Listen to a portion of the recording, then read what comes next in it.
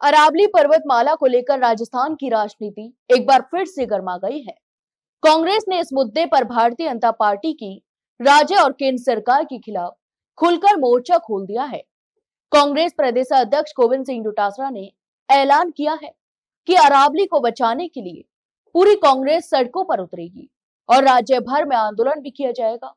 आंदोलन की रणनीति और कार्यक्रम तय करने के लिए प्रदेश कांग्रेस के वरिष्ठ नेताओं की एक कोऑर्डिनेशन कमेटी की जल्द ही बैठक बुलाई जाएगी।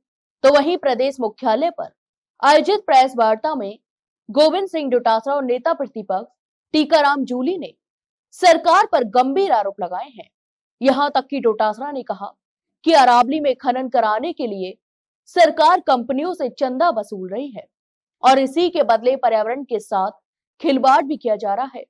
उन्होंने आरोप लगाया कि भाजपा शासन में अधिकारी और खनन माफिया मिलकर काम कर रहे हैं और सरकार एक संगठित गिरोह की तरह देश की खनिज संपदा को लूटने में लगी हुई है।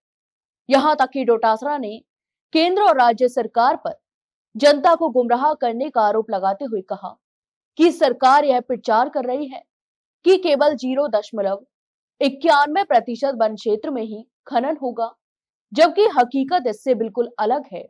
उनके अनुसार लगभग 68,000 एकड़ क्षेत्र को खनन विभाग के हवाले करने की तैयारियां चल रही हैं, जो पर्यावरण और भविष्य की पीढ़ियों के लिए एक गंभीर खतरा भी साबित हो सकता है। यहां तक कि उन्होंने कहा कि अरावली न सिर्फ राजस्थान बल्कि पूरे उत्तर भारत के लिए जल, पर्यावरण और जीवन रेखा का काम करती है और इसका विनाश प्रदेश को भारी कीमत चुकाने पर मजबूर कर देगा।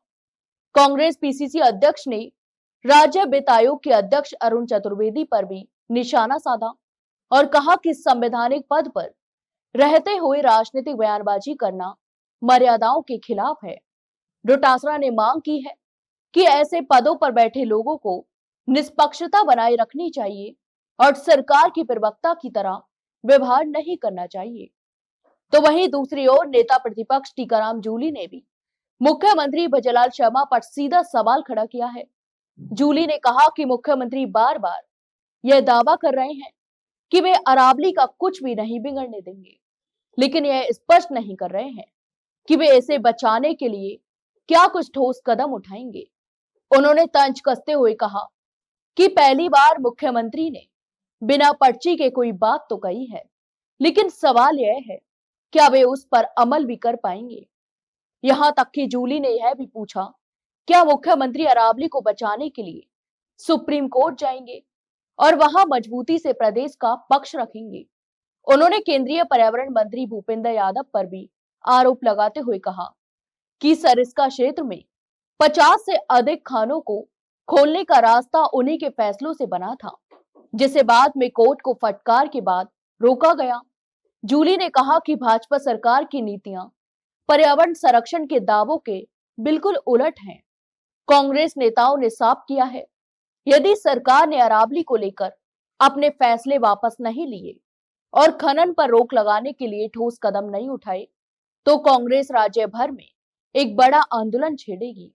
उन्होंने कहा कि अरावली बचाने की लड़ाई राजनीतिक नहीं है, बल्कि जनहित और पर्यावरण की रक्षा की लड़ाई है, जिसमें कांग्रेस किसी भी हद तक जाने को तैयार है। तो आपके इस पूरे मामले पर क्या राय है, हमें कमेंट बॉक्स में कमेंट करके जरूर बताएं और वहीं वीडियो को लाइक और शेयर जरूर करें और हाँ, चैनल को सब्सक्राइब करना ना भूलें। फिलहाल के लिए इतना ही, जल्द मिलते एक नई जानकारी के साथ, तब तक के लिए नमस्कार।